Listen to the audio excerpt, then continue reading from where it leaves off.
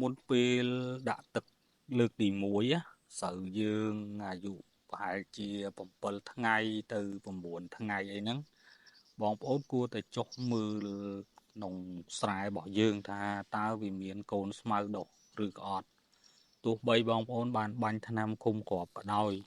កុំទុកចិត្តពេកពីព្រោះករណីស្រែខ្លះដូចជាស្រែដែលដាក់ជាអាចគោអីជាដើមឬមួយក៏ដីដែលមានទាលេងខ្លាំងឬមួយក៏ដាក់ទ្រង់ទានៅក្នុងស្រែអីហ្នឹងណា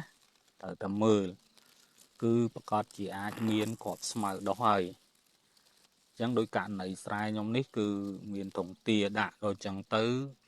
បាញ់ឃុំគ្រាប់បាញ់អីដូចគេដូចឯងប៉ុន្តែឃើញកូនស្មៅដុះច្រើនណាស់ចឹងដើម្បីកុំឲ្យទូមនាស់ក្នុងចិត្តយើងគួរតែបាញ់ថ្នាំស្មៅនឹងពីលើមួយជាន់ទៀតណា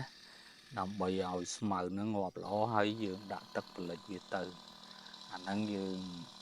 ធ្វើខ្សែទៅមានទំនុកចិត្តបើបងប្អូនអត់បានមើលទេស្មៅវានឹងលូតលាស់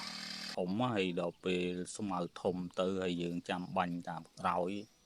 គឺវាប៉ះពាល់ស្រូវរបស់យើងខានណាអាចរំខានការលូតលាស់របស់ស្រូវ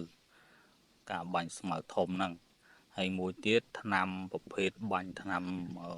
ស្មៅធំហ្នឹងគឺមានតម្លៃថ្លៃអញ្ចឹងយើងគួរតែមើលវាទុកឲ្យ